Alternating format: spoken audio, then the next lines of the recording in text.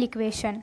आता एखादं chemical equation balanced आहे म्हणजे काय, तर जेव्हा आपण बघतो की आपण भाजी मार्केटमध्ये भाजी घ्यायला जाणार तर तेव्हा त्यांच्याकडे तराजू असतो, वेइंग मशीन असते की त्याच्यावरती त्यांनी ठेवलेलं वेट. सपोज की आपण 1 किलो टोमॅटो घेतो, सो 1 किलोचं वेट आणि टोमॅटो 1 किलो आहेत असं जेव्हा होईल तेव्हा ते वेइंग मशीन बॅलन्स होतं. मग त्याचप्रमाणे आपल्याला या ठिकाणी पण केमिकल इक्वेशन्स बॅलन्स करायचे आहेत. मग केमिकल इक्वेशन बॅलन्स करायचं म्हणजे काय करायचं, तर आपण याआधी पाहिलेलं आहे की केमिकल इक्वेशनमध्ये या ठिकाणी रिॲक्टन्ट्स असतात, मध्ये ॲरो असतो पॉइंटिंग टुवर्ड्स द रिॲक्शन आणि या ठिकाणी प्रोडक्ट असतं. ओके, तर अशा प्रकारे हे जे दोन साईड्स आहेत, लेफ्ट हँड साईड आणि राईट हँड साईड, तर रिॲक्टंट्समध्ये जे number of atoms of elements आहेत तर ते, आणि प्रोडक्ट्समध्ये जे number of atoms of the elements आहेत ते जेव्हा इक्वल येतात तेव्हा आपण असं म्हणतो की ही रिॲक्शन बॅलन्स्ड आहे. बट जेव्हा अशी कंडिशन असते की जेव्हा number of atoms of elements रिॲक्टंट्समध्ये जे आहेत आणि number of atoms of elements प्रोडक्टमध्ये जे आहेत ते इक्वल नसतात, तेव्हा आपण असं म्हणतो की ही केमिकल इक्वेशन अनइक्वल्ड आहे. ओके, अनबॅलन्स्ड आहे, अनबॅलन्स्ड केमिकल इक्वेशन.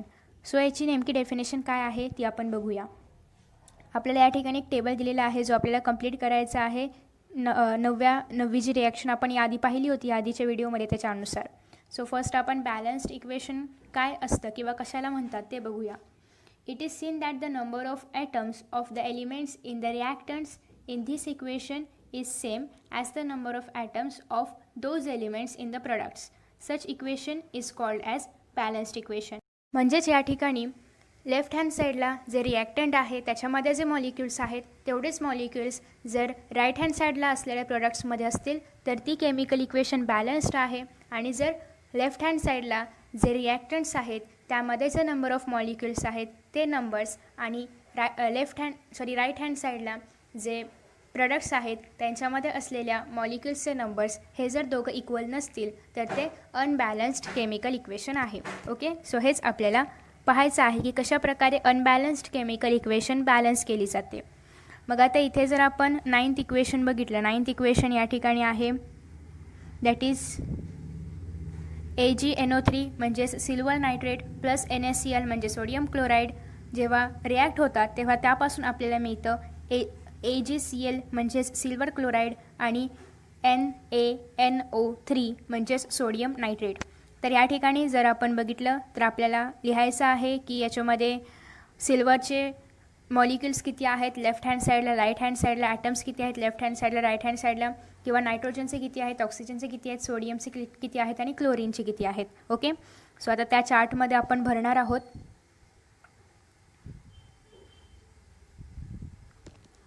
तर आता या ठिकाणी जर आपण बघितलं तर इथे लेफ्ट हँड साईडला जर आपण बघितलं तर सिल्वरचे मॉलिक्यूल किती आहेत, ॲटम किती आहेत, फक्त एक आहेत.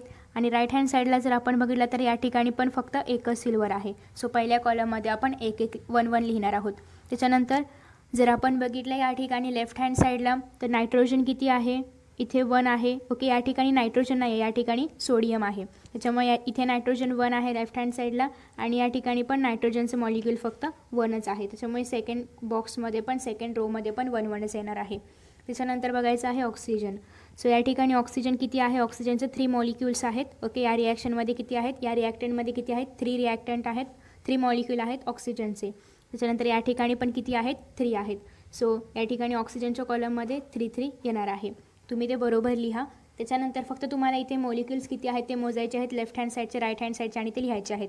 या ठिकाणी सोडियम किती आहे, इथे 1 आहे आणि इथे पण सोडियम 1 आहे. त्याच्यामुळे तुम्हाला सोडियमच्या समोर 1 लिहायचं आहे, लेफ्ट हँड साईडला पण राईट हँड साईडला पण. क्लोरीन किती आहे, या ठिकाणी 1 आहे, इथे पण क्लोरीन 1 आहे. त्याच्यामुळे तुम्हाला क्लोरीनच्या समोर पण 1 लिहायचं आहे. ओके, तर अशा प्रकारे तुम्ही हा टेबल कंप्लीट करणार आहात. त्याच्यानंतर ऑलवेज रिमेंबर आहे जे आपण या ठिकाणी एक्सपेरिमेंट केला होता आणि त्याच्यावरून आपल्याला हे इक्वेशन मिळालं होतं.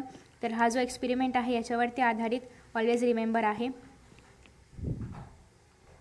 Always remember, in an reaction the total mass of each of the element in the reactant is same as the total mass of each of the respective elements in the products. This is in accordance with the law of conservation of mass that you studied in the previous standard.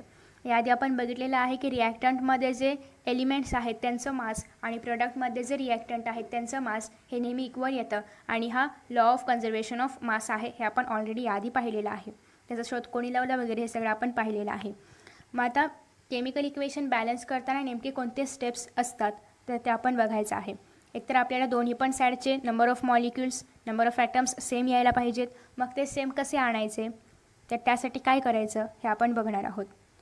A chemical equation is balanced step by step ते balance केलं जातं. आणि trial and error मेथडचा वापर करून आपण हे equation balance करत असतो. तर आता इथे आपल्याला एक एक्झाम्पल म्हणून इक्वेशन दिलेलं आहे जे आपल्याला बॅलन्स करायचं आहे. तर इक्वेशन काय आहे, sodium hydroxide plus sulphuric acid जेव्हा रिॲक्ट होणार तेव्हा त्याच्यापासून आपल्याला मिळणार आहे या ठिकाणी सोडियम सल्फेट प्लस वॉटर. मग त्याचं जर आपल्याला वर्ड इक्वेशन दिलं असेल तर आधी आपल्याला त्याचं केमिकल इक्वेशनमध्ये ट्रान्सफॉर्मेशन करायचं आहे. ही आहे आपली फर्स्ट स्टेप. सो या ठिकाणी त्याचं केमिकल इक्वेशन केलेलं आहे. केमिकल इक्वेशन आहे NaOH reacts with H2SO4 and gives out Na2SO4 plus H2O. Okay. So आता या ठिकाणी हे जे रिॲक्शन आहे जे आपण केमिकल इक्वेशनच्या फॉर्ममध्ये लिहिलेलं आहे तर याच्यामध्ये फर्स्ट आपल्याला हे बघायचं आहे की हे बॅलन्स्ड आहे का. बॅलन्स्ड आहे का बघण्यासाठी लेफ्ट हँड साईडला जेवढे मॉलिक्यूल आहेत तेवढेच राईट हँड साईडला आहेत का ते बघायचे आहेत. तर या ठिकाणी Na1 आहे, इथे पण Na, इथे Na2 आहे, या ठिकाणी O एकच आहे आणि हा O म्हणजे या ठिकाणी एकूण 5 ऑक्सिजनचे मॉलिक्युल्स आहेत आणि या ठिकाणी पण 5 आहेत म्हणजे ऑक्सिजन व्यवस्थित आहे. त्याच्यानंतर H या ठिकाणी 1 आणि इथे 2 म्हणजे एकूण मिळून एकूण मिळून हायड्रोजन किती आहेत 3 आहेत आणि या ठिकाणी हायड्रोजन किती आहेत 2च आहेत.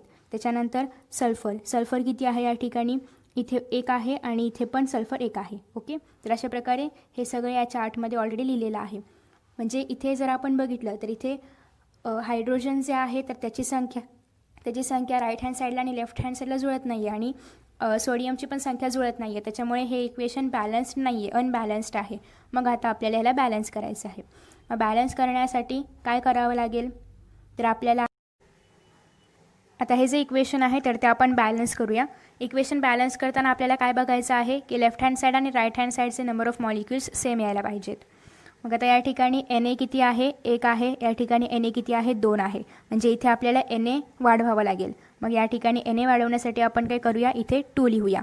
आता जर आपण इथे 2 लिहितोय तर याचा अर्थ असा होतो की या ठिकाणी इथे जे काही ब्रॅकेटमध्ये आहेत म्हणजे जर आपण इथे 2 लिहितोय तर या ठिकाणी एक ब्रॅकेट तयार होतो. आपल्याला ब्रॅकेट द्यायचा नसतो सायन्समध्ये बट ब्रॅकेट असा आपण सपोज करूया आपल्याला समजण्यासाठी.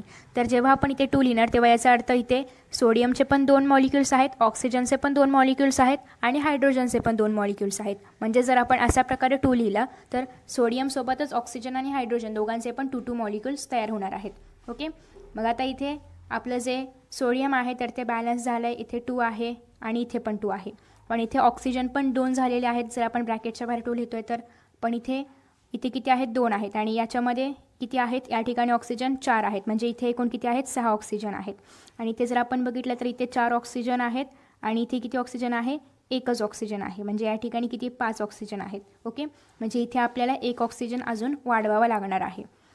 सो या ठिकाणी आपण काय करूया इथे 2 देऊया. आता इथे जर आपण 2 दिलं तर इथे किती होईल 2 आणि इथे 4 म्हणजे इथे एकूण किती होणार आहे आता या ठिकाणी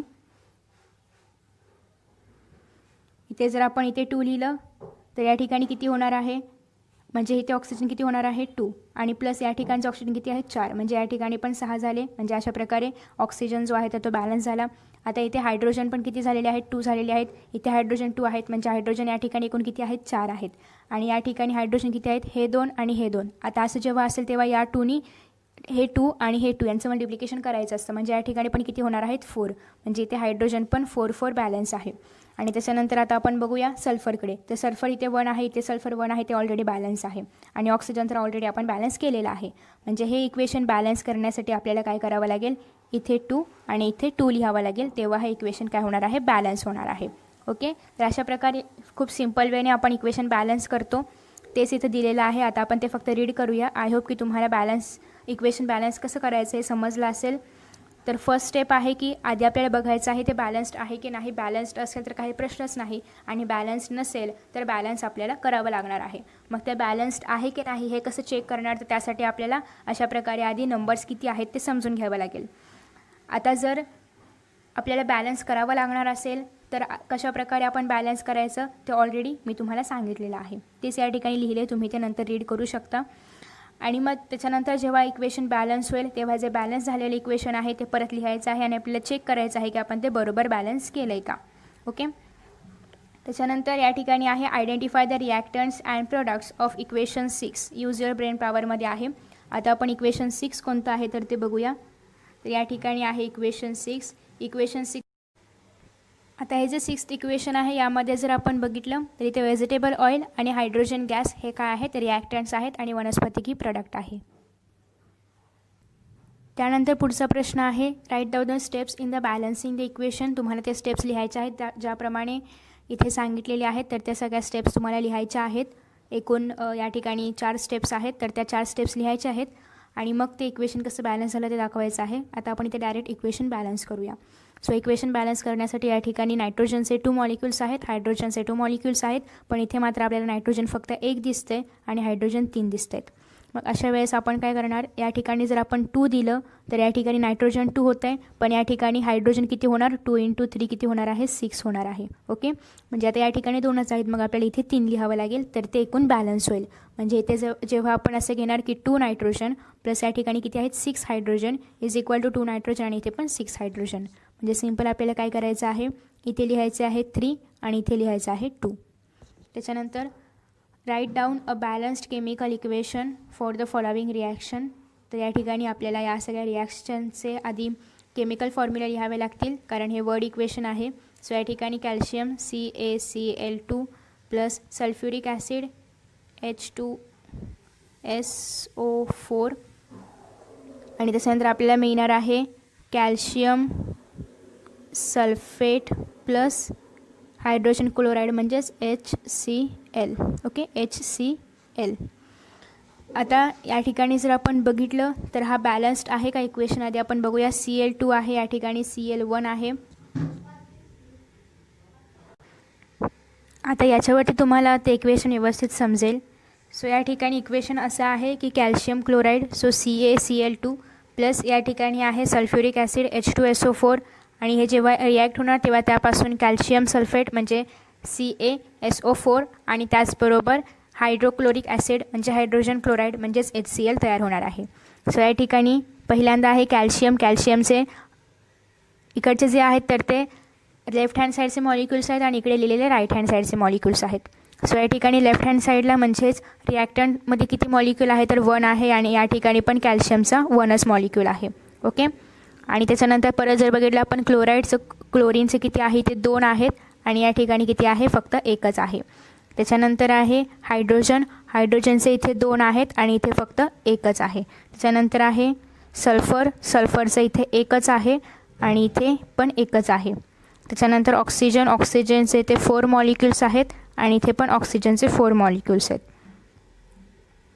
सो अशा प्रकारे इथे जर आपण बघितलं तर सल्फर, ऑक्सिजन आणि त्याच्यानंतर कॅल्शियम ऑलरेडी बॅलन्स्ड आहेत, फक्त क्लोरीन आणि हायड्रोजन बॅलन्स करायचे आहेत. मग इथे क्लोरीनचे किती आहेत 2 आहेत, हायड्रोजनचे पण 2 आहेत आणि इथे 1 आणि 1 आहेत. म्हणजे याच्यामध्ये आपल्याला 1 मॉलिक्यूल प्रत्येकाचं वाढवायचं आहे. मग त्यासाठी सिम्पल आपण इथे 2 लिहिणार. जेव्हा आपण इथे 2 लिहिणार तर हायड्रोजनचे पण किती होतील या ठिकाणी मॉलिक्यूल 2 होतील आणि क्लोरीनचे पण किती होतील 2 होतील आणि आपलं इक्वेशन बॅलन्स होईल. सो हे आहे बॅलन्स्ड इक्वेशन. जर आपण इथे 2 लिहिलं तर ते इक्वेशन बॅलन्स होणार. ओके. आय होप तुम्हाला हे समजलं असेल. त्याच्यानंतर पुढचा प्रश्न आहे तिसरा प्रश्न. तिसऱ्या प्रश्नामध्ये आहे write down the physical state of reactants and products. So आधी आपल्याला रिॲक्टंट्स कोणते आहेत ते कळायला पाहिजे. तर रिॲक्टंट्स आहेत या ठिकाणी SO2 प्लस 2H2S आणि प्रोडक्ट आहे 3S प्लस 2H2O. तर आता या ठिकाणी जर आपण बघितलं तर सोडियम ऑक्साईड जे आहे तर ते गॅसियस फॉर्ममध्ये असणार आहे, त्याच्यामुळे इथे आपल्याला G घ्यावा लागेल. त्याच्यानंतर या ठिकाणी हायड्रोजन सल्फाईड जे आहे तर ते पण गॅसियस फॉर्ममध्ये असणार आहे, त्याच्यामुळे इथे पण आपल्याला G लिहावं लागेल. त्याच्यानंतर या ठिकाणी 3S म्हणजे 3 सल्फर आहेत, सल्फरचे 3 मॉलिक्यूल आहेत आणि हे सोडियम सॉलिडमध्ये असणार आहे. आणि त्याच्यानंतर 2H2O म्हणजे वॉटर लिक्विड स्टेटमध्ये असतं, त्याच्यामुळे इथे येणार आहे लिक्विड स्टेटमध्ये. त्याच्यानंतर नेक्स्ट आहे 2Ag आहे सिल्वर. आता या ठिकाणी आहे Ag म्हणजे सिल्वर सॉलिड स्टेटमध्ये असल्यामुळे इथे येणार आहे सॉलिड. हे रिॲक्टंट्स आहेत आणि हे प्रोडक्ट आहेत. HCl ॲसिड असल्यामुळे येणार आहे लिक्विड स्टेटमध्ये. त्याच्यानंतर 2HgCl, आता 2HgCl या ठिकाणी आहे प्रेसिपिटेट. ओके, त्याच्यामुळे आपण इथे ॲरो दाखवणार आहोत पॉइंटिंग टुवर्ड्स डाऊन. त्याच्यानंतर H2 जे आहे तर ते या ठिकाणी हायड्रोजन गॅस आहे, जो गॅस असणार आहे त्याच्यामुळे आपण ॲरो अपवर्ड पॉइंटिंग दाखवणार आहोत आणि या ठिकाणी ॲरो डाऊनवर्ड पॉइंटिंग असणार आहे. त्याच्यानंतर we saw that in a chemical reaction, reactants get converted into the new substances called products. Reactants नवीन सबस्टन्समध्ये कन्वर्ट होतात, ज्याला आपण प्रोडक्ट म्हणतो. हे आपण ऑलरेडी फर्स्ट व्हिडिओमध्ये पाहिलेलं आहे. त्याच्यानंतर during this some chemical bonds in the reactants break and some new chemical bonds are formed so as to transform the reactants into the product. In this chapter we will be studying the types of reactions in detail. जेव्हा रिॲक्टन्ट्स प्रोडक्ट्समध्ये transfer होतात तेव्हा काही bond break होतात रिॲक्टन्ट्समधले आणि त्यापासून नवीन bonds तयार होतात प्रोडक्टमध्ये. सो हे जेव्हा नवीन बॉन्ड्स तयार होतात किंवा जेव्हा रिॲक्टन्ट्स प्रोडक्टमध्ये ट्रान्सफर होतं तर त्याचे टाईप्स आहेत. त्याच्यामध्ये वेगवेगळे 4 टाईप्स आहेत. तर ते टाईप्स कोणते आहेत ते आपण बघणार आहोत. मग हे टाईप्स कशावरून ठरवले जातात? तर the chemical reactions are classify into 4 following types in accordance with nature and the number of reactants and products. Reactants number of reactants आणि नंबर ऑफ प्रोडक्ट्स याच्यावरून आणि त्याचबरोबर nature of that chemical reaction or nature of that element याच्यावरून chemical रिॲक्शनचे 4 types पडतात. First type आहे combination reaction. Combination रिॲक्शनच्या आधी या ठिकाणी एक एक्सपेरिमेंट दिलेला आहे, तो आपण पाहूया. Try this. ॲपॅरेटस आहे test tube, glass rod, beaker etcetera. Chemicals आहे हायड्रोक्लोरिक ॲसिड, ॲमोनिया सोल्युशन आणि स्लेक्ट लाईम एक्सेट्रा. ओके, तर या ठिकाणी करायचं असं आहे की take a small amount of hydrochloric acid in a test tube. एका टेस्ट ट्यूबमध्ये आपल्याला थोडंसं हायड्रोक्लोरिक ॲसिड म्हणजे HCl घ्यायचं आहे. Heat the test tube. त्या टेस्ट ट्यूबला आपल्याला हीट करायचं आहे, थोडं गरम करायचं आहे. Deep a glass rod in the ammonia solution and hold on the top of the test tube. आणि हा जो एक ग्लास रॉड जो आपण घेतलेला आहे तर तो आपल्याला ॲमोनिया सोल्युशनमध्ये डीप करायचा आहे, थोडासा बुडवायचा आहे त्याला. And hold on the top of the test tube, आणि टेस्ट ट्यूब आपल्याला वरती धरायचा आहे. You will observe a white smoke emanating from the tip of the glass rod. आणि तुम्हाला कळेल की ग्लास रॉडमधून व्हाईट कलरचा स्मोक बाहेर येतोय. What must have happen. असं का झालं असेल ते आपण पाहूया. Due to heating HCl vapours start coming out from the test tube. जेव्हा आपण HCl म्हणजे हायड्रोक्लोरिक ॲसिडला हीट केलं तेव्हा त्यापासून त्यामधून वेपर बाहेर आलं. अँड NH3 गॅस म्हणजे ammonia gas come out from the solution of glass rod. आणि ग्लास रॉड आपण त्या सोल्युशनमध्ये डीप केलं होतं तर त्यामधून NH3 गॅस बाहेर आला. The ammonia gas and hydrogen chloride gas म्हणजे HCl gas reacted to form the salt ammonia chloride in gaseous state first, but immediately due to the condensation process at room temperature it got transformed into solid state. As a result white smoke was formed and this is a chemical reaction. and त्याचं equation आपण अशा प्रकारे लिहितो, that is NH3 जो gas आहे ॲमोनिया plus HCl gas म्हणजेच hydrogen chloride म्हणजे hydrochloric acid त्याचा गॅस. जेव्हा ते रिॲक्ट होणार तेव्हा त्यापासून ॲमोनियम क्लोराईड तयार होणार म्हणजेच NH4Cl. ओके, आणि ते सॉलिड फॉर्म होणार आहे कारण रूम टेम्परेचरवरती त्याचं कंडेन्सेशन होणार आहे त्याच्यामुळे. सेकंड ॲक्टिव्हिटी अशी आहे की hold a magnesium strip in a pair of tongs and ignite. Tongs तुम्हाला माहिती असेल पक्कड. ओके, पक्कड साधारणतः आपण असं बोलतो ते. तर पेअर ऑफ टॉंग्समध्ये तुम्हाला मॅग्नेशियमची स्ट्रीप घ्यायची आहे आणि तुम्हाला त्याला हीट करायचं आहे. On burning in air a white powder of magnesium oxide is form. आणि जेव्हा तुम्ही मॅग्नेशियमच्या स्ट्रीपला बर्न करणार एअरमध्ये बर्न करणार तेव्हा मॅग्नेशियम ऑक्साईडची पावडर तयार होईल. The reaction can be written in the form of equation. ती रिॲक्शन 2Mg+O2 कारण आपण मॅग्नेशियमच्या स्ट्रीपला एअरमध्ये बर्न केलं आहे. एअरमध्ये असतं ऑक्सिजन, सो एअरमध्ये बर्न केल्यामुळे त्याचं ऑक्सिजनसोबत रिॲक्शन झाली आणि त्यापासून मॅग्नेशियम ऑक्साईड तयार झालं. In this reaction magnesium oxide is formed as the single product by combination of magnesium आणि ऑक्सिजन. मग या रिॲक्शनमध्ये मॅग्नेशियम आणि ऑक्सिजन यांच्या कॉम्बिनेशन थ्रू मॅग्नेशियम ऑक्साईड तयार झालं. So 2Mg+O2 is equal to 2MgO. त्याच्यानंतर थर्ड ॲक्टिव्हिटी आहे take water in a beaker up to the half of its capacity. आपल्याला बिकरमध्ये पाणी घ्यायचं आहे हाफपर्यंत. Okay, add a few piece of slaked lime. Slaked lime म्हणजे कॅल्शियम ऑक्साईड ज्याला आपण CaO म्हणतो. त्याच्यामध्ये आपल्याला टाकायचं आहे. Calcium hydroxide CaOH2 is formed bye combination of calcium oxide and water with generation of large amount of heat. मग जेव्हा आपण बीकरमध्ये आपण पाणी घेतलेलं आहे आणि त्या पाण्यामध्ये जेव्हा आपण सिलेक्ट लाईम म्हणजेच कॅल्शियम ऑक्साईड म्हणजेच CaOचे काही पीस टाकू तर त्या ठिकाणी कॅल्शियम हायड्रॉक्साईड तयार होणार आहे. का तर कॅल्शियम ऑक्साईड म्हणजेच सिलेक्ट लाईम आणि पाणी हे दोघं जेव्हा रिॲक्ट होतील तेव्हा त्यापासून कॅल्शियम हायड्रॉक्साईड तयार होणार आहे आणि मोठ्या प्रमाणात हीट पण रिलीज होणार आहे. ओके, सो अशा प्रकारे या 3 रिॲक्शन्स आपण या ठिकाणी बघितलेल्या आहेत. आता या ठिकाणी आपल्याला डेफिनेशन दिलेली आहे ज्यातून आपल्याला कॉम्बिनेशन रिॲक्शन म्हणजे काय हे समजेल. तर अशा प्रकारे ही आहे कॉम्बिनेशन रिॲक्शन. कॉम्बिनेशन रिॲक्शन खूप सिंपल आहे. याच्यामध्ये 2 रिॲक्टंट्स असतात जे कंबाईन होतात आणि त्यापासून फक्त एकच प्रॉडक्ट तयार होतं. ओके, हीच फक्त कॉम्बिनेशन रिॲक्शन आहे जे तुम्हाला शब्दांमध्ये मांडायचं आहे आणि एखाद दुसरे एक्झाम्पल लक्षात ठेवायचं. That is 2mg + O2 is equal to 2mgO. हे पण इझी आहे. त्याच्यानंतर दुसरं आहे डिकम्पोजिशन रिॲक्शन. आता यानंतर आपण पाहतोय डिकम्पोजिशन रिॲक्शन. त्यासाठी आपल्याला काही ॲक्टिव्हिटीज पाहायच्या आहेत. ॲपॅरेटस आहे इव्हॅपोरेटिंग डिश, त्याचबरोबर बन्सन बर्नर. आता या सगळ्या रिॲक्शन्स किंवा या सगळ्या ॲक्टिव्हिटीज आपण प्रत्यक्षात नाही करू शकत, बट तुम्ही जर सर्च केलं यूट्यूबवर तर तुम्हाला यापैकी काही रिॲक्शन्स पाहायला मिळतील कदाचित. तर केमिकल्स घ्यायचे आहेत शुगर, त्याचबरोबर calcium carbonate, sulphuric acid etcetera. Procedure अशी आहे की take some sugar in and evaporating dish. आपल्याला इव्हॅपोरेटिंग डिश घ्यायची आहे, त्याच्यामध्ये काही शुगर टाकायचं आहे, थोडंसं साखर टाकायची आहे. And heat it with the help of a Bunsen burner. तर या ठिकाणी बर्नरवरती आपल्याला ते हीट करायचं आहे. ओके, असं बर्नर आहे. After some time you will see the formation of a burnt out black substance. आणि काही वेळानंतर तुम्हाला असं दिसून येईल की हे सगळं शुगर जे आहे तर ती खूप वेळाने जर बघितलं तर इथे काळा कलरचं एक सबस्टन्स तुम्हाला पाहायला मिळेल.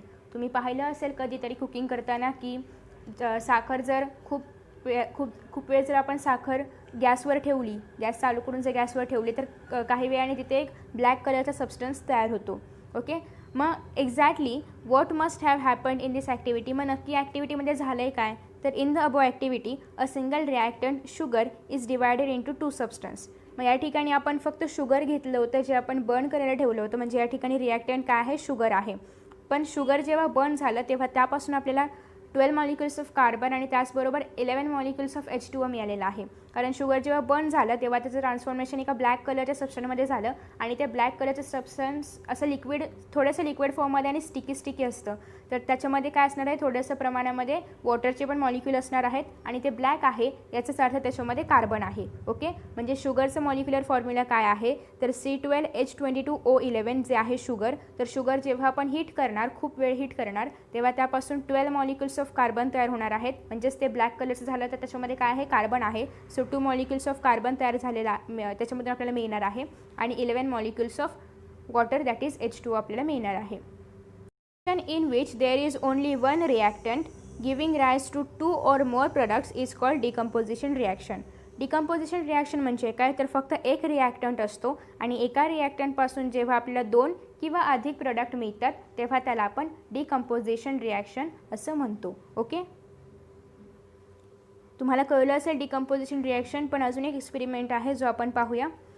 एक्सपेरिमेंटमध्ये आपल्याला ॲपॅरेटस घ्यायचे आहेत, 2 टेस्ट ट्यूब्स, बेंड ट्यूब आणि त्याचबरोबर रबर कॉर्क आणि बर्नर एक्सेट्रा. ओके, एवढं सगळं आपल्याला घ्यायचं आहे. केमिकल्स घ्यायचे आहेत, calcium carbonate, freshly prepared lime water. Procedure आहे take some calcium carbonate in a test tube. एका टेस्ट ट्यूबमध्ये, हे टेस्ट ट्यूब आहे याच्यामध्ये आपण थोडंसं कॅल्शियम कार्बोनेट घेतलेलं आहे. Fit a bent tube to this test tube with the help of a rubber cork. तर या ठिकाणी आपण रबर क्रोक लावलेला आहे आणि त्या ठिकाणी एक बेंड टेस्ट ट्यूब ही जी आहे तर ही बेंड ट्यूब आपण या ठिकाणी अटॅच केलेली आहे. Insert the other end of the bent tube to the freshly prepared lime water taken in the other test tube. आपण अजून एक टेस्ट ट्यूब घेतलेला आहे ज्याच्यामध्ये आपण लाईम वॉटर टाकलेला आहे आणि ही जी बेंट ट्यूब आहे याचं दुसरं टोक आपल्याला या टेस्ट ट्यूबमध्ये इन्सर्ट करायचं आहे, टाकायचं आहे. ओके, त्याच्यानंतर काय करायचं आहे आपल्याला तर heat the powdered calcium carbonate in the first tube strongly. तर या ठिकाणी आपल्याला ज्या टेस्ट ट्यूबमध्ये आपण कॅल्शियम कार्बोनेट टाकलेलं आहे तर त्याला आपण हीट करायचं आहे. या ठिकाणी हीट केलेलं आहे, अशा प्रकारे हीट करायचं आहे. ओके, जेव्हा आपण ते हीट करू तेव्हा या ठिकाणी हे जे लाईम सोल्युशन आहे तर ते मिल्की कलरचं होईल, म्हणजे दुधाळ कलरचं होईल. तर असं का होतं, झाली प्रोसिजर. आता नेमकं या ठिकाणी आपल्याला काय ऑब्झर्वेशन आहे, तर we saw in the above activity that calcium carbonate undergoes decomposition reaction and the carbon dioxide gas formed turns the lime water milky. तर जेव्हा आपण कॅल्शियम कार्बोनेटला हीट करणार तेव्हा या ठिकाणी म्हणजे जेव्हा आपण या कॅल्शियम कार्बोनेटच्या पावडरला हीट करणार तेव्हा यामधून कार्बन डायऑक्साईड गॅस रिलीज होणार, CO2 रिलीज होणार आणि या ट्यूबमधून हा जो CO2 आहे तर या ट्यूबमधून तो जाणार आहे नेक्स्ट ट्यूबमध्ये, कारण इथे एक ब्रिज आपण तयार केलेला आहे त्याला जाण्यासाठी जो आहे बेन ट्यूबचा, तर तो रिलीज होणार आहे यातून आणि हा जाणार आहे सेकंड टेस्ट ट्यूबमध्ये ज्याच्यामध्ये आहे लाईम वॉटर. सो जेव्हा हा कार्बन डायऑक्साईड सेकंड ट्यूबमध्ये जाणार तर ते लाईम वॉटर जे आहे तर ते दुधाळ कलरचं होणार आहे, ज्याप्रमाणे इक्वेशन 16 या ठिकाणी सांगितलेलं आहे. सो इक्वेशन 16 कुठे आहे आपण शोधूया. ओके, या ठिकाणीच आहे, सॉरी. तर इक्वेशन 16 आहे इथे. इक्वेशन 16मध्ये आपल्याला सांगितलेलं आहे कॅल्शियम कार्बोनेट जे सॉलिडमध्ये आहे त्याला जेव्हा आपण हीट देणार, कारण पावडर होती सॉलिडमध्ये आहे, त्याला जेव्हा आपण हीट देणार या रिॲक्शनला तेव्हा त्यापासून कॅल्शियम ऑक्साईड आणि प्लस कार्बन डायऑक्साईड तयार होणार आहे, जो कार्बन डायऑक्साईड गॅस असल्यामुळे तो रिलीज होणार आहे. ओके, त्याच्यानंतर the second product of the reaction the calcium oxide powder remains behind in the first test tube. मग या ठिकाणी कॅल्शियम ऑक्साईड पावडर जी आहे तर ती टेस्ट ट्यूबमध्येच राहणार आहे. यातून फक्त काय रिलीज होणार आहे, कार्बन डायऑक्साईड गॅस तेवढं रिलीज होणार आहे. कॅल्शियम कार्बोनेटची पावडर आहे त्याच टेस्ट ट्यूबमध्ये राहणार आहे. After that in the another similarly in अनादर रिॲक्शन, जसं की या ठिकाणी 17 नंबरची रिॲक्शन आहे, तर या ठिकाणी 2H2O2 लिक्विडमध्ये आहे. ते जेव्हा रिॲक्शन होणार त्याच्यामध्ये तेव्हा 2H2O लिक्विड आणि O2 सेपरेट होणार आहे. म्हणजे या ठिकाणी ऑलरेडी 2H2O2 लिक्विडमध्ये होतं, याच्यामध्ये रिॲक्शन झाली आणि 2H2O म्हणजे वॉटरचे 2 मॉलिक्युल्स आणि ऑक्सिजन गॅसचे 2 मॉलिक्युल्स जे रिलीज झालेले आहेत. Okay, hydrogen peroxide naturally undergoes slowly decomposition into water. So या ठिकाणी 2H2O2 जे आहे लिक्विडमध्ये तर त्याच्यामध्ये जेव्हा रिॲक्शन होणार तेव्हा ते जेव्हा डिकम्पोज होणार स्लोली तेव्हा त्यापासून 2 molecules of water and 2 molecules of oxygen तयार होणार आहेत आणि ऑक्सिजन लिबरेट होणार आहे. आता या ठिकाणी 2H2O2 काय आहे, हायड्रोजन पेरॉक्साईड आहे. ओके, आता या ठिकाणीचे आपण 2 रिॲक्शन्स बघितले, 16 नंबरचं आणि 17 नंबरचं. तर बोथ आर डिकम्पोजिशन रिॲक्शन्स, दोन्ही पण काय आहेत, डिकम्पोजिशन रिॲक्शन्स आहेत. आता या ठिकाणी आपण ॲक्च्युअल डिकम्पोजिशन रिॲक्शन काय याची डेफिनेशन बघायची आहे, पण त्यात अजून एक एक्सपेरिमेंट आहे जे आपल्याला या ठिकाणी सांगितलेलं आहे. कॅन यू रिकॉलमध्ये आहे, is it possible to produce hydrogen by decomposition of water by means of heat, electricity और लाईट. तर या ठिकाणी आपण वॉटरचं डिकम्पोजिशन केल्यानंतर आपल्याला हायड्रोजन म्हणजे वॉटरचं मॉलिक्युलर फॉर्म्युला काय आहे, H2O. ओके, वॉटरचा मॉलिक्युलर फॉर्म्युला काय आहे, H2O आहे. तर यामधून हायड्रोजन म्हणजे हायड्रोजनचे 2 मॉलिक्युल्स आणि ऑक्सिजनचा 1 मॉलिक्युल असं वॉटरचा मॉलिक्युलर फॉर्म्युला आहे. तर या ठिकाणी आपण हायड्रोजन सेपरेट करू शकतो का, तर करू शकतो, बट त्याच्यासाठी आपल्याला तिथे इलेक्ट्रिसिटी वापरावी लागेल. ओके, इलेक्ट्रिसिटीच्या मार्फत आपण सेपरेट करू शकतो. We have studied in the previous standard that water decomposes into hydrogen and oxygen gases on passing electric current through acidulated water.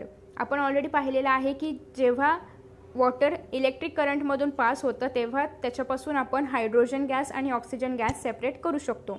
This decomposition takes place by means of electrical energy, आणि हे decomposition electrical एनर्जीमुळे घडून येतं आणि therefore it is called as electrolysis, आणि त्याच्यामुळे या रिॲक्शनला आपण इलेक्ट्रोलायसिस असं म्हणतो. मग रिॲक्शन कशी आहे, तर 2H2O जे लिक्विड आहे म्हणजे जे वॉटर आहे त्याला जेव्हा आपण इथे इलेक्ट्रिकल एनर्जी असं लिहायला पाहिजे होतं, या एरोच्या वरती तुम्ही लिहा इलेक्ट्रिकल एनर्जी. त्याच्यानंतर जेव्हा इलेक्ट्रिकल एनर्जी देणार या वॉटरला तेव्हा 2H2 म्हणजे 4 molecules of hydrogen and 2 molecules of oxygen release होणार आहेत. ओके, तर अशा प्रकारे ही रिॲक्शन घडून येते. डिकम्पोजिशन रिॲक्शन ही कॉम्बिनेशन रिॲक्शनच्या एक्झॅक्ट अपोजिट आहे. कॉम्बिनेशन रिॲक्शनमध्ये आपण पाहिलं होतं की 2 रिॲक्टंट्स असतात जे कंबाईन होऊन एकच प्रोडक्ट तयार करतात, बट डिकम्पोजिशन रिॲक्शनमध्ये एक रिॲक्टंट किती असणार आहे, एकच असणार आहे. एक रिॲक्टंट आणि त्यापासून तयार होणारे प्रोडक्ट 2 असणार आहेत. ओके, म्हणजेच डिकम्पोजिशन रिॲक्शनमध्ये काय असणार आहे, तर the chemical reaction in which 2 or more products are formed from a single reactant एकच असणार आहे, रिॲक्टंट एकच आहे, बट एका रिॲक्टंटपासून 1, 2, 3 असे किती पण प्रोडक्ट्स तयार होतात. ओके, रिॲक्टंट एक असणार आहे बट खूप सारे प्रोडक्ट्स त्यापासून तयार होणार आहेत. आणि आपण याआधी पाहिली होती कॉम्बिनेशन रिॲक्शन, ज्याच्यामध्ये रिॲक्टंट खूप सारे होते ABCD. ओके, आणि यापासून तयार होणारा जो प्रोडक्ट आहे तर तो फक्त एकच होता. ओके, या ठिकाणी मी असं सपोजसाठी कोणतेही अल्फाबेट्स घेते, बट रिॲक्शन तुम्हाला लिहिताना एक्झाम्पल्समध्ये ABCD न लिहिता तुम्हाला ॲक्च्युअल रिॲक्शन्स लिहायचे आहेत जेव्हा एक्झाममध्ये लिहायचं असेल तेव्हा. ओके, नाहीतर ABCD लिहिलं तर तुम्हाला काहीच मार्क्स मिळणार नाहीत. तर या ठिकाणी आहे डिकम्पोजिशन रिॲक्शन, तुम्हाला कळली असेलच. डिकम्पोजिशन रिॲक्शनमध्ये फक्त एकच रिॲक्टंट असतो आणि त्यापासून 2 किंवा 2पेक्षा जास्त प्रोडक्ट्स तयार होतात. जसं की या ठिकाणी H2O हे लिक्विड आहे, त्याला जेव्हा आपण इलेक्ट्रिकल एनर्जी देणार तेव्हा त्यापासून 2H2 जो हायड्रोजन गॅस आहे त्याचे 4 मॉलिक्युल्स जे आहेत ते रिप्लेट होतील आणि ऑक्सिजनचे पण 2 मॉलिक्युल्स सेपरेट होतील. म्हणजे या ठिकाणी हायड्रोजन गॅसचे 4 मॉलिक्युल्स, ऑक्सिजनचे 2 मॉलिक्युल्स सेपरेट होणार आहेत. म्हणजे एका रिॲक्टंटपासून 2 प्रोडक्ट तयार होणार आहेत. ओके, या ठिकाणी काय आहे 2H2O म्हणजे वॉटर आहे. वॉटरचे किती मॉलिक्युल्स आहेत 2 मॉलिक्युल्स आहेत. जेव्हा आपण वॉटरला इलेक्ट्रिकल एनर्जी देणार तेव्हा त्यापासून 2H2 म्हणजे हायड्रोजन गॅसचे एकूण 4 मॉलिक्युल्स आणि ऑक्सिजन गॅसचे एकूण 2 मॉलिक्युल्स लिबरेट होणार आहेत, सेपरेट होणार आहेत. म्हणजेच या ठिकाणी डिकम्पोजिशन रिॲक्शन म्हणजे रिॲक्टंट असणार आहे 1 आणि प्रोडक्ट असणार आहेत 2. ओके, 2 किंवा 2पेक्षा जास्त. Many degradation processes take place in the nature surrounding us. आपल्या आजूबाजूला अनेक डिग्रेडेशन प्रोसेस होत असतात. Organic waste is decomposed by micro organisms and as a result manure and biogas are formed. Biogas is used as fuel. तर याचं एक उत्तम उदाहरण म्हणजे बायोगॅस आहे. ओके, कारण त्याच्यामध्ये एकाच रिॲक्टंटपासून खूप सारे प्रोडक्ट्स तयार होत असतात. त्याच्यानंतर आहे डिस्प्लेसमेंट रिॲक्शन. डिस्प्लेसमेंट म्हणजे जागेमध्ये बदल करणं. हे आपण ऑलरेडी बघितलेलं आहे. डिस्प्लेसमेंट म्हणजे जागेत बदल करणं, एका जागेवरून दुसऱ्या जागेमध्ये जाणं. मग डिस्प्लेसमेंट रिॲक्शन म्हणजे काय, तर we saw in the beginning of this chapter that on adding zinc dust, जेव्हा आपण झिंक डस्ट ॲड करणार to blue coloured copper sulphate solution. Copper sulphate blue colour solution म्हणजे काय, जे ॲक्वियस सोल्युशन आहे. ॲक्वियस सोल्युशन ऑफ कॉपर सल्फेटमध्ये जेव्हा आपण झिंक डस्ट ॲड करणार तेव्हा आपल्याला colourless solution of zinc sulphate मिळणार आणि त्याचबरोबर हीट मिळणार आहे, हीट जनरेट होणार आहे. हे आपण ऑलरेडी पाहिलेलं आहे आधीच्या व्हिडिओमध्ये. ओके, म्हणजेच या ठिकाणी जी रिॲक्शन आहे तर ती कशी असणार आहे, सॉरी इथे लिहिता येत नाही आहे बट तरीही तुम्ही समजून घ्याल अशी अपेक्षा आहे.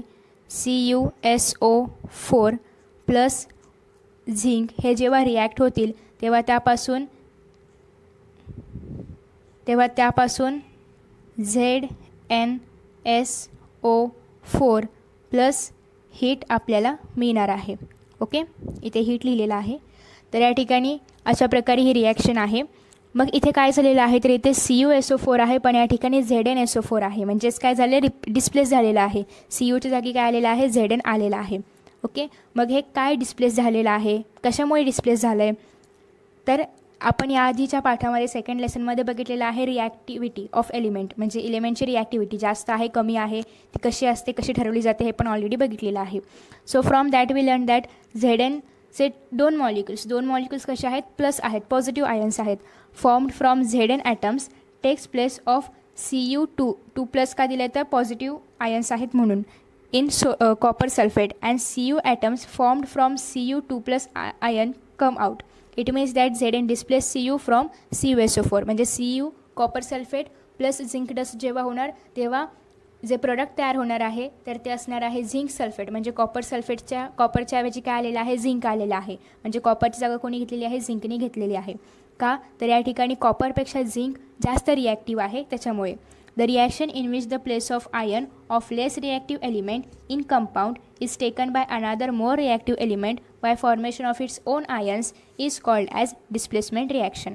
म्हणजे एखादा लेस रिॲक्टिव्ह एलिमेंट आहे, ओके, ज्याची रिॲक्टिव्हिटी लेस आहे तर अशा एलिमेंटची जागा घेतं ज्याची रिॲक्टिव्हिटी जास्त आहे. ज्याची रिॲक्टिव्हिटी जास्त आहे असा एलिमेंट त्याची जागा घेतं आणि यालाच आपण म्हणतो displacement reaction. Okay, the reaction in which the place of ion of less reactive element. Less reactive म्हणजे ज्याची रिॲक्टिव्हिटी कमी आहे अशा एलिमेंट्सचे आयन्स रिप्लेस केले जातात ज्याची रिॲक्टिव्हिटी जास्त आहे. आणि ज्याची रिॲक्टिव्हिटी जास्त आहे तो एलिमेंट्स स्वतःचे आयन्स तयार करतो आणि यालाच आपण डिस्प्लेसमेंट रिॲक्शन असं म्हणतो.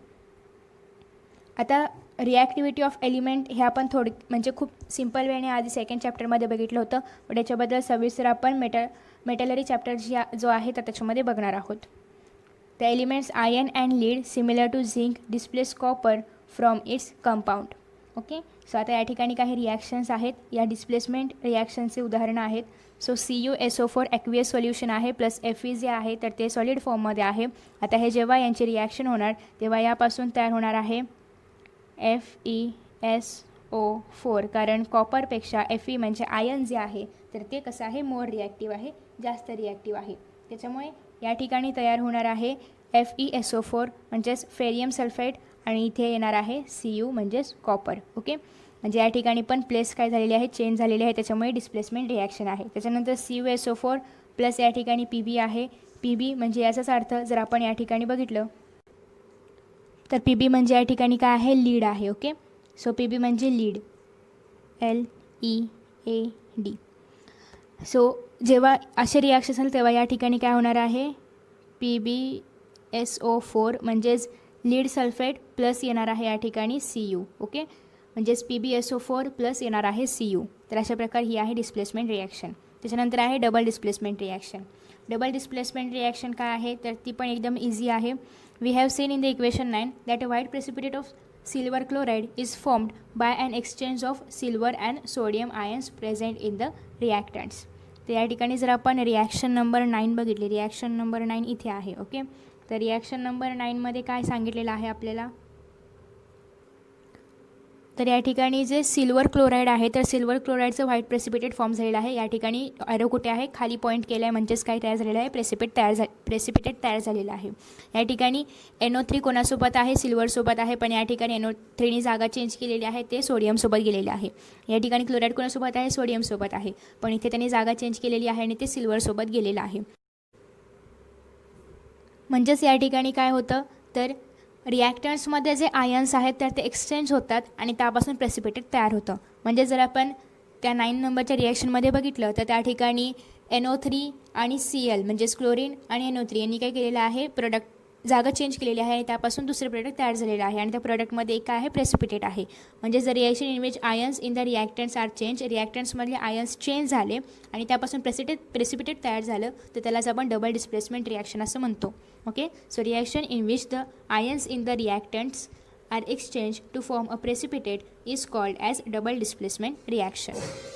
सो आता याच्यानंतर जे नेक्स्ट प्रोसेस आहे तर ते आहे एक्झोथर्मिक आणि एंडोथर्मिक.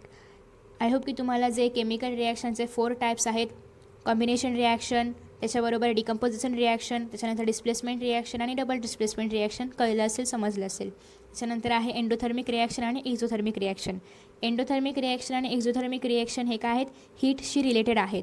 एंडोथर्मिक म्हणजे काय, जर एखाद्या रिॲक्शनमध्ये हीट ॲब्झॉर्ब केली जात असेल तर त्याला आपण एंडोथर्मिक रिॲक्शन असं म्हणणार, आणि जर एखाद्या रिॲक्शनमधून हीट बाहेर फेकली जात असेल तर त्याला आपण एक्झोथर्मिक रिॲक्शन असं म्हणणार. आता सपोज आपण या ठिकाणी एक एक्झाम्पल घेऊया. आता आपल्याकडे आहे आईस. ओके, आईसचं रूपांतर झालेलं आहे वॉटरमध्ये, आईसचं रूपांतर झालेलं आहे वॉटरमध्ये. सो जेव्हा आपण आईसला हीट दिलं, म्हणजे आईसला जेव्हा आपण हीट दिलं, आईस जेव्हा आपण गरम केलं तर तेव्हा त्यापासून आपल्याला वॉटर मिळालं. म्हणजे आईसनी काय केलं, हीट ॲब्झॉर्ब केलं आणि त्यापासून वॉटर तयार झालं. म्हणजे आईसने हीट ॲब्झॉर्ब केलं, ही कोणती रिॲक्शन आहे, एंडोथर्मिक रिॲक्शन आहे, कारण आईसनी काय केलं, हीट ॲब्झॉर्ब केलं आणि मग वॉटर तयार झाले. मग त्याच्यामुळे ही आहे एंडोथर्मिक रिॲक्शन. ओके, आता या ठिकाणी याच्या उलट आपण करूया, म्हणजेच काय करूया, वॉटरचं रूपांतर आपल्याला करायचं आहे आईसमध्ये करायचं आहे. म्हणजेच आपल्याला वॉटरमधली एनर्जी काय करावी लागेल, काढून घ्यावी लागेल. ओके, वॉटरमधली एनर्जी जेव्हा आपण काढून घेणार तर तेव्हाच आपल्याला वॉटरमधलं हीट जेव्हा आपण काढून घेणार तेव्हाच आपल्याला त्याचं आईसमध्ये रूपांतर करता येईल.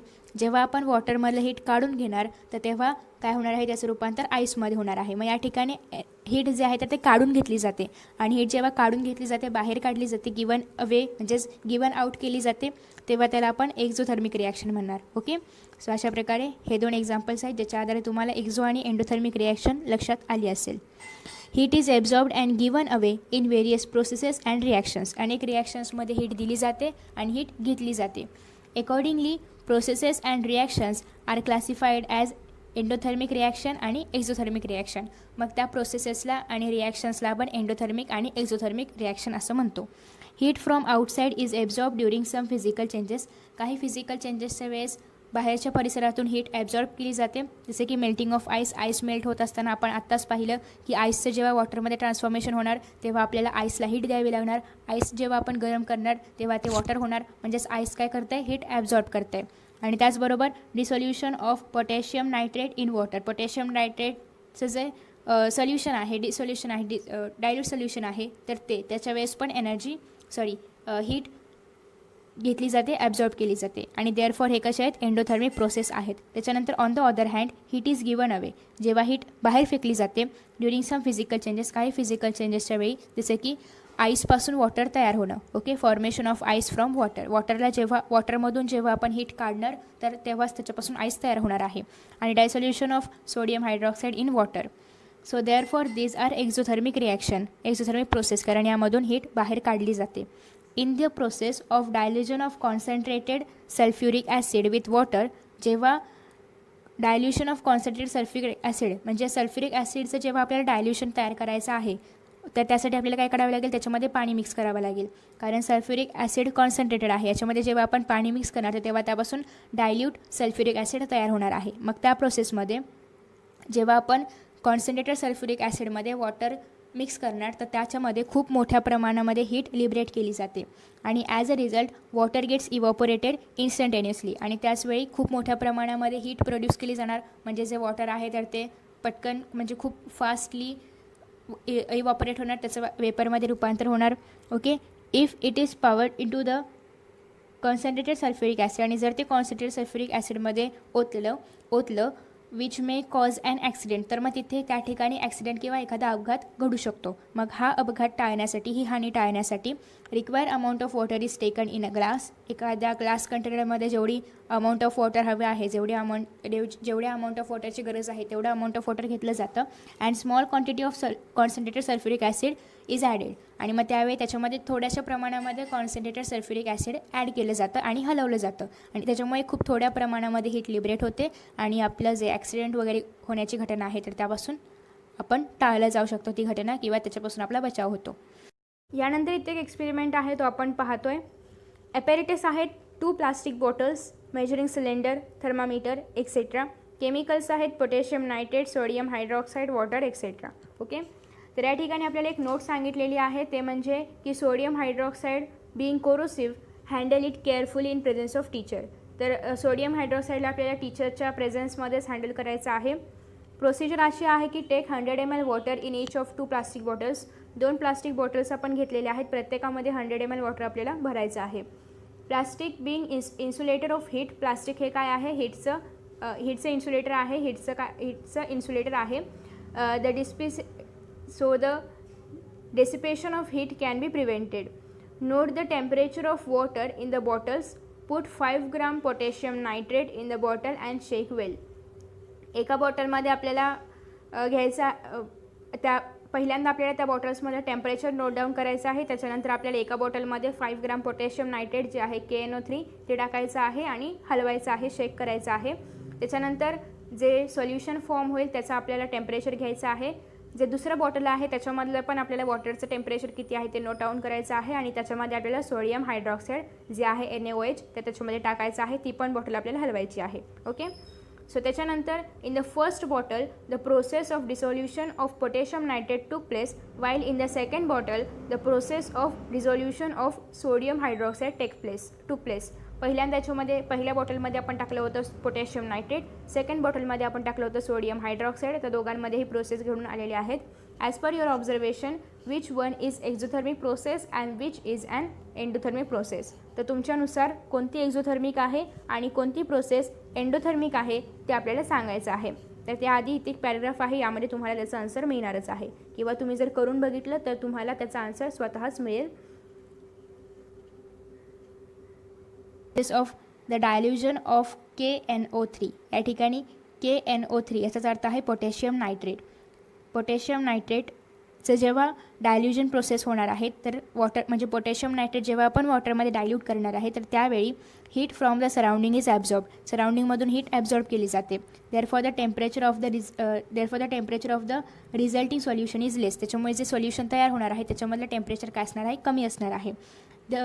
The process in which heat is absorbed from the outside is called as endothermic process, ज्याच्यामध्ये हीट ॲब्झॉर्ब केली जाते सराउंडिंगमधून, आउटसाईडमधून, त्याला आपण एंडोथर्मिक प्रोसेस असं म्हणतो. आणि वेन द सॉलिड NaOH म्हणजे काय, Na म्हणजे सोडियम, OH म्हणजे hydroxide, sodium hydroxide. So in the process when the solid sodium hydroxide is dissolved in वॉटरमध्ये डिझॉल्व केलं जातं, विरघळवलं जातं, हीट इज गिवन आउट, तेव्हा हीट बाहेर फेकली जाते. And therefore the temperature increases, आणि त्यामुळे हीट बाहेर फेकली जात असल्यामुळे टेम्परेचर वाढतं. आणि the process in which heat is given out is called as exothermic process.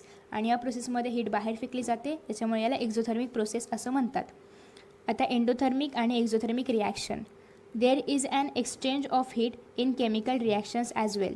Chemical रिॲक्शन्समध्ये पण हीटचं एक्सचेंज होत असतं, हीट बाहेर फेकणं, हीट ॲब्झॉर्ब करणं होत असतं. Accordingly some chemical reactions are exothermic while some are endothermic. मग काही केमिकल रिॲक्शन्स एक्झोथर्मिक असतात तर काही केमिकल रिॲक्शन्स एंडोथर्मिक असतात. During exothermic chemical reactions heat is given away when reactants are transformed into products. Exothermic रिॲक्शनमध्ये काय केलं जातं, हीट बाहेर फेकली जाते. जेव्हा रिॲक्टंटपासून प्रॉडक्ट तयार होतो तेव्हा हीट बाहेर फेकली जाते, त्याला आपण एक्झोथर्मिक रिॲक्शन असं म्हणतो. म्हणजे या ठिकाणी जर आपण बघितलं तर या ठिकाणी हे कॅल्शियम ऑक्साईड प्लस त्याच्यामध्ये जेव्हा आपण वॉटर ॲड करणार, H2O म्हणजे water, so calcium oxide plus water जेव्हा रिॲक्ट होणार तेव्हा त्यापासून कॅल्शियम हायड्रॉक्साईड तयार होणार आणि त्याचबरोबर हीट लिबरेट होणार आहे, हीट बाहेर पडणार आहे, हीट गिव्ह आउट होणार आहे. म्हणजे हे कोणते आहे, एक्झोथर्मिक रिॲक्शन आहे. त्याच्यानंतर नेक्स्ट आहे while during endothermic reaction heat is either absorbed from surrounding किंवा outside or has to be supplied continuously from outside, किंवा कंटिन्यूस हीटचा सप्लाय बाहेरून द्यावा लागतो. तर त्याला आपण त्या रिॲक्शनला आपण काय म्हणणार, एंडोथर्मिक रिॲक्शन म्हणणार.